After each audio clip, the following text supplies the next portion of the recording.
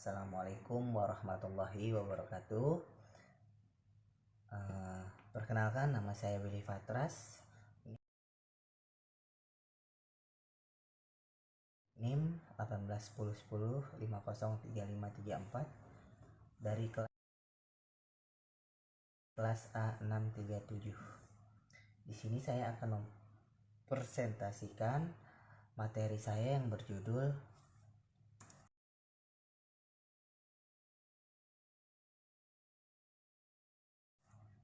yaitu analisis titik impas.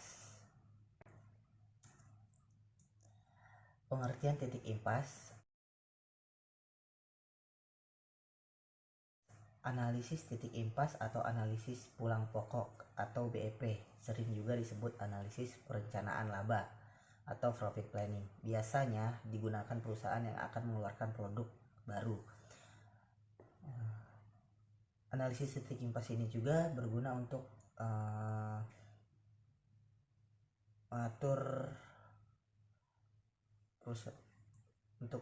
mengatur keuangan. Guna analisis titik impas. Analisis titik impas digunakan untuk mengetahui pada titik berapa hasil penjualan sama dengan jumlah biaya, atau perusahaan beroperasi dalam keadaan tidak laba dan tidak rugi, atau laba sama dengan 0. Jadi analisis titik impas ini digunakan perusahaan dalam beroperasi. Jadi dia menggunakannya dalam keadaan tidak rugi ataupun labanya itu sama dengan 0.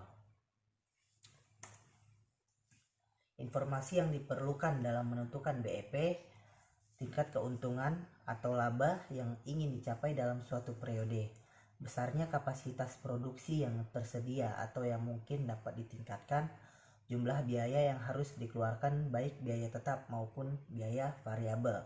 Jadi jumlah biaya yang dikeluarkan dalam menentukan BEP yaitu menggunakan biaya tetap dan menggunakan biaya variabel. Tujuan penggunaan titik impas itu sendiri yaitu untuk mendesain spesifikasi produk, menentukan harga jual, persatuan, menentukan jumlah produksi atau penjualan minimal agar tidak mengalami kerugian, memaksimalkan jumlah produksi, merencanakan laba yang diinginkan. Jadi tujuan penggunaan titik impas itu yaitu seperti yang sudah dijelaskan tadi. Kemudian lanjut ke rumus menentukan titik impas. Dengan rumus matematik FC, BEP sama dengan P dikurang VC, di mana BEP sama dengan analisis titik impas atau break even, poin FC sama dengan biaya tetap atau fixed cost, dan VC sama dengan biaya variabel persatuan atau variable cost. P sama dengan harga jual persatuan atau price, dan S sama dengan jumlah penjualan atau sales volume. Demikian rumus menentukan titik impas tersebut. Kemudian lanjut ke tingkat keamanan. Tingkat keamanan atau margin of safety atau disebut juga dengan MOS merupakan hubungan atas selisih penjualan tertentu atau sesuai anggaran dengan penjualan pada titik impas. Batas aman yang digunakan untuk mencari tingkat keamanan atau margin of safety yaitu sebagai berikut.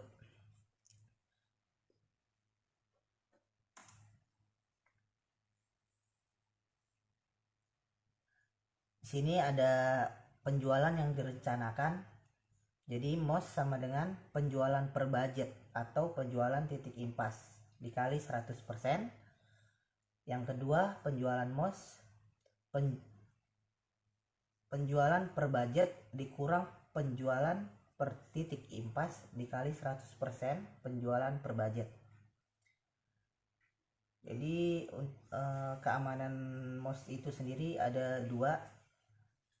Yang pertama penjualan yang direncanakan, dan yang kedua penjualan MOS penjualan per budget dikurang penjualan per titik impas dikali 100% penjualan per budget. BEP dengan perubahan dalam prakteknya, perolehan titik impas akan berubah-ubah seiring dengan terjadinya berbagai perubahan kondisi lingkungan atau kebijakan. Artinya, manajemen harus selalu mengantisipasi apabila terjadi perubahan-perubahan yang akan menyebabkan perubahan perolehan titik impas. Jadi di sini manajemen sangat dibutuhkan untuk mengantisipasi apabila terjadi perubahan yang akan menyebabkan perubahan perolehan titik impas tersebut.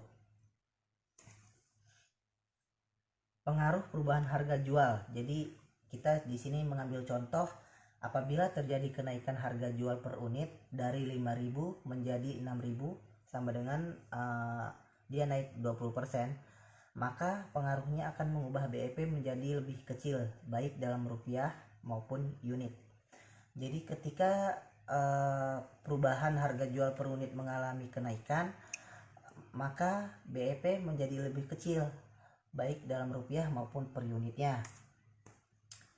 BEP yang baru setelah kenaikan dalam rupiah, jadi 150 juta BEP sama dengan 250 juta dikali 120% BEP, yaitu sama dengan 257.144 juta rupiah. BEP yang baru setelah kenaikan dalam unit dari BEP rupiah terjadi penurunan sebesar 42.855.673 300.144.327 150 juta BEP unit sama dengan 42.858 unit dibulatkan. Jadi 6.000 dikurang 2.500 BEP unit mengalami penurunan sebesar 17,142 unit. Oke, lanjut. Bila perubahannya penurunan harga jual per unit, contoh harga jual per unit mengalami penurunan 1.000 misalnya, dari 5.000 jadi 4.000. BEP-nya adalah 150 juta BEP sama dengan 250 juta dikali 80%, 150 juta BEP rupiah sama dengan 400 juta. Penjelasan dari BEP rupiah tampak terjadi kenaikan sebesar 100 juta, yaitu dari 300 juta menjadi 400 juta. Jadi kesimpulannya dari itu tadi menjadi 400 juta. Mungkin itu saja penjelasan materi yang saya sampaikan dan kurang lebihnya saya mohon maaf.